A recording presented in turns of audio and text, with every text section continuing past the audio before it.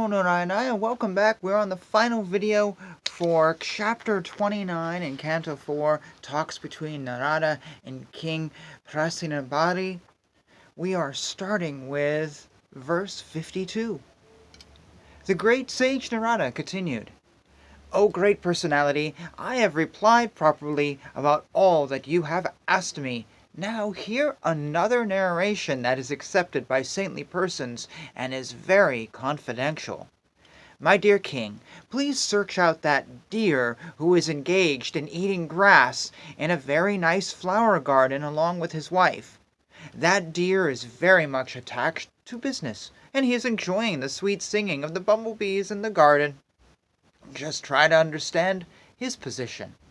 He is unaware that before him is a tiger, which is accustomed to living at the cost of another's flesh. Behind the deer is a hunter who is threatening to pierce him with sharp arrows. Thus the deer's death is imminent. My dear king, woman, who is very attractive in the beginning, but in the end very disturbing, is exactly like a flower, which is attractive in the beginning and detestable in the end.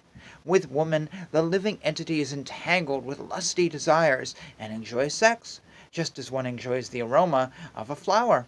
He thus enjoys a life of sense gratification from his tongue to his genitals, and in this way the living entity considers himself very happy in family life. United with his wife, he always remains absorbed in such thoughts. He feels great pleasure in hearing the talks of his wife and children, which are like the sweet humming of bumblebees that collect honey from flower to flower. He forgets that before him is time, which is taking away his lifespan with the passing of day and night. He does not see the gradual diminishing of his life, nor does he care about the superintendent of death, who is trying to kill him from behind. Just try to understand this. You are in a precarious position and are threatened from all sides. My dear king, just try to understand the allegorical position of the deer. Be fully conscious of yourself and give up the pleasure of hearing about promotion to heavenly planets by fruitive activity. Give up household life, which is full of sex, as well as stories about such things, and take shelter of the Lord, through the mercy of the liberated souls. In this way, please give up your attention for material existence." The king replied, "My dear Brahmana, whatever you have said I have heard with great attention, and considering all of it, have come to the conclusion that the acharyas who engaged me in fruitive activity did not know this confidential knowledge. If they were aware of it, why did they not explain it to me? My dear Brahmana, there are contradictions between your instructions and those of my teachers who engaged me in fruitive activities. I now can understand the distinction between devotional service, knowledge, and renunciation. I had some doubts about them, but you have now very kindly dissipated all these doubts. I can now understand how even the great sages are bewildered by the real purpose of life. Of course, there is no question of sense gratification. The results of whatever a living entity does in this life are enjoyed in the next life. The expert knowers of the Vedic conclusion say that one enjoys or suffers the results of his past activities, but practically it is seen that the body that performed the work in the last birth is already lost. So how is it possible to enjoy or suffer the reactions of that work in a different body?" The great sage Narada continued, "The living entity acts in a gross body in this life. This body is forced to act by the subtle body composed of mind, intelligence, and ego. After the gross body is lost, the subtle body is still there to enjoy or suffer. Thus there is no change. The living entity, while dreaming, gives up the actual living body. Through the activities of the mind and intelligence, he acts in another way, either as a god or a dog. After giving up this gross body, the living entity enters either an animal body or a demigod's body on this planet or on another planet. He thus enjoys the results of the actions of his past life. The living entity labors under bodily conception of, I am this, I am that. My duty is this, and therefore I shall do it. These are all mental impressions, and all these activities are temporary. Nevertheless, by the grace of the Lord, the living entity gets a chance to execute all his mental concoctions. Thus he gets another body. One can understand the mental or conscious position of a living entity by the activities of two kinds of senses, the knowledge-acquiring senses and the executive senses. Similarly, by the mental condition or consciousness of a person, one can understand his position in the previous life. Sometimes we suddenly experience something that was never experienced in the present body by sight or hearing. Sometimes we see such things suddenly in dreams. Therefore, my dear king, the living entity who has a subtle mental covering develops all kinds of thoughts and images because of his previous body. Take this from me as certain. There is no possibility of concocting anything mentally without having perceived it in the previous body. King, all good fortune to you. The mind is the cause of the living entity's attaining a certain type of body in accordance with his association with material nature. According to one's mental composition, one can understand what the living entity was in his past life as well as what kind of body he will have in the future. Thus the mind indicates the past and future bodies. Sometimes in a dream we see something never experienced or heard in this life, but all these incidents have been experienced at different times, in different places, and in different conditions. The mind of the living entity continues to exist in various gross bodies and according to one's desires for sense gratification.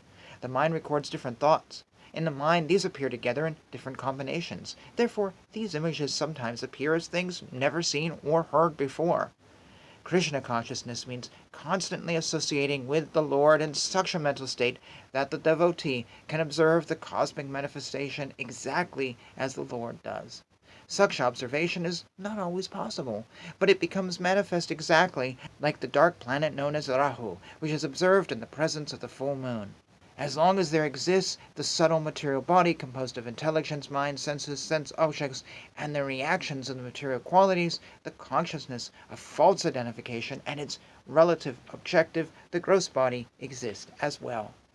When the living entity is in deep sleep, when he faints, when there is some great shock on account of severe loss, at the time of death, or when the body temperature is very high, the movement of the air is arrested. At that time, the living entity loses knowledge of identifying the body with the self. When one is a youth, all the 10 senses and the mind are completely visible. However, in the mother's womb or in the boyhood state, the sense organs and the mind remain covered, just as the full moon is covered by the darkness of the dark moon night. When the living entity dreams, the sense objects are not actually present. However, because one has associated with sense objects, they become manifest. Similarly, the living entity with undeveloped senses does not cease to exist materially, even though he may not be exactly in contact with the sense objects. The 5 sense objects, the 5 sense organs, the 5 knowledge-acquiring senses, and the mind are the 16 material expansions. These combine with the living entity and are influenced by the 3 modes of material nature. Thus the existence of the conditioned soul is understood. By virtue of the process of the subtle body, the living entity develops and gives up gross bodies. This is known as the transmigration of the soul. Thus the soul becomes subjected to different types of so-called enjoyment, lamentation, fear, happiness, and unhappiness. The caterpillar transports itself from one leaf to another by capturing one leaf before giving up the other. Similarly, according to his previous work, the living entity must capture another body before giving up the one he has. This is because the mind is the reservoir of all kinds of desires. As long as we desire to enjoy sense gratification, we create material activities. When the living entity acts in the material field, he enjoys the senses, and while enjoying the senses, he creates another series of material activities. In this way, the living entity becomes trapped as a conditioned soul. You should always know that this cosmic manifestation is created, maintained, and annihilated by the will of the Lord. Consequently, everything within this cosmic manifestation is under the control of the Lord. To be enlightened by this perfect knowledge, one should always engage himself in the devotional service of the Lord. The sage Maitreya then continued his narration. The supreme devotee, the great saint Narada, thus explained to King Pracinabarhi the constitutional position of the Lord and the living entity. After giving an invitation to the king, Narada Muni left to return to Siddhaloka. In the presence of his ministers, the saintly king Pracinabarhi left orders for his sons to protect the citizens.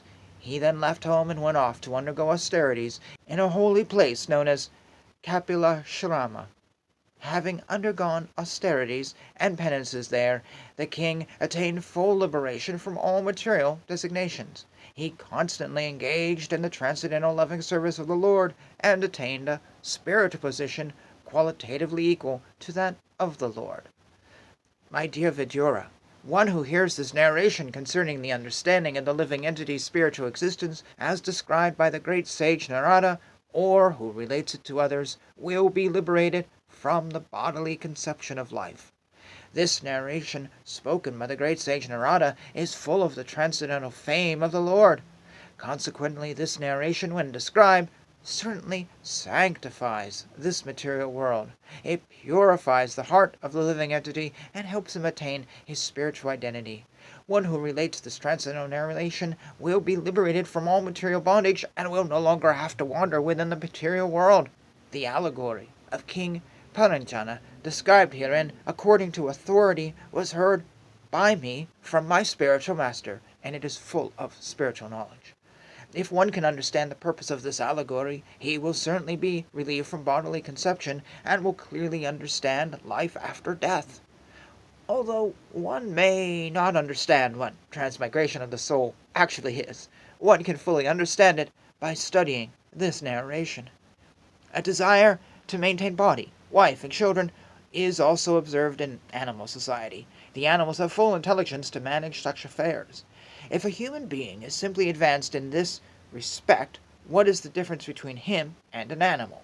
One should be very careful to understand that this human life is attained after many, many births in the evolutionary process. A learned man who gives up the bodily conception of life, both gross and subtle, will, by the enlightenment of spiritual knowledge, become a prominent individual spirit soul, as the Supreme Lord also is. If a living entity is developed in Krishna consciousness and is merciful to others, and if his spiritual knowledge of self-realization is perfect, he will immediately attain liberation from the bondage of material existence. Everything happening within time, which consists of past, present, and future, is merely a dream. That is the secret understanding of all Vedic literature. And with this, we end chapter 29. Obviously, I don't think I need to tell you what that last chapter was about. Reincarnation, past lives, and that whole theory. I will say that all my life, I have always been skeptical of reincarnation and also karma, which is mentioned here, until a few years ago.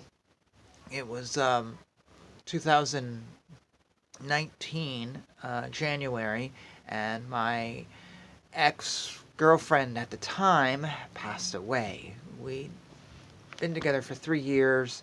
Within 6 months, I discovered she was an alcoholic, raging alcoholic. I thought she just fell over every night due to exhaustion. Didn't realize it was caused by alcoholism. And we ended up moving into an apartment together, and I thought it would solve all her problems, and it didn't. And we just really spiraled out of control. By the end of 2 years, the relationship, I told her, was like, I'm not your boyfriend anymore, but, you can live here. And I said that because I thought she'd be dead within a few years, and I didn't feel right kicking a soon-to-be dead person on the sidewalk. And I literally mean that. She cheated on me with like 10 guys. She stole money from me, massive amounts of money, and then would lie about it. She would tell people that I stole money from her, like I was doing horrible things with money and stuff, when really I was paying her college debt, actually, to get them from not taking her income. And I was paying her medical bills. And I had to call the police a few times. I called 911 so much I think they didn't want to respond anymore. She was a thief. She, one time she held up my credit card and she goes, "Oh no, this is my credit card." I'm like, "It has my name on it." And then would hide the bills for months on end. And then I'd get charged all this amount of late fee when I finally discovered a bill tucked away in a drawer someplace because she didn't just shred it. And then she would accuse me of stealing her mail. I'm like, yeah, no, you're not the one paying the $300 on this. And that was my life. And every day I'd come home from work and I'd grab the doorknob and I'd be like, is today the day I'm going to call 911? Or is she not going to be home? Or is she going to be seeing some guy behind my back? Or is she going to be lying to me? Or is she going to be laying on the kitchen floor, passed out while food cooking? Or are we going to have a really nice night? Because we did have those. Or am I going to get really angry? Or am I going to storm out and want to go and eat dinner someplace else until I just want to come home? I never knew, and it was always hard. And yes, I walked in on her and all of those things, including her with a guy. And it was horrible, absolutely horrible. And my physical health was beginning to go, and I was beginning to fear for her physical health. Her liver was crashing, her eyes were yellow, just feared for her life, and I ended up sending her home to get help. I basically was going to kick her out, but I couldn't find anyone who wanted her, and I called. She finally called her family and said, look, come and take me, and I sent a few boxes with her home and some clothing and whatever, just random shit. We argued for 2 days. She drank 5 bottles of wine and ate a slice of pizza, maybe half a slice of pizza, because that was usually all that she could eat was like literally half a slice of pizza. So her health was just horrible. Teeth were falling out, hair was falling out. She wasn't healing from the car wreck from 3 months earlier. It was just horrible, and I really feared. So I sent her home to get help. Her parents denied that there was a problem, even though I'd known her for 3 years. She'd been drinking for 10. She'd been to jail for this. Oh no, it's you, Aaron. You're the one who drinks all this. She doesn't drink. No, that's not in it. They would buy her something to fix all her problems. Here's a purse that you think is ugly, but this will solve all your problems. And they threatened my life many times, to the point I thought about getting a gun. But I sent her home, talked to her on text for a few days. It wasn't good. She confessed, like, yeah, I ruined everything. I tried. She broke my heart completely, smashed it, took years to get over that. Now it's a sort of a meh. And what happened was, sometime later, I got this letter in the mail from a doctor going, what? Her insurance had been denied, and I'm like, what do you mean? And I called the hospital. No, we don't have anyone here. Well, I called the other hospital. No, we don't have anyone here. Well, come to find out, she died. I'd sent her home because they denied she had a problem. They took all the alcohol away from her, which you cannot do for someone in her state who doesn't eat.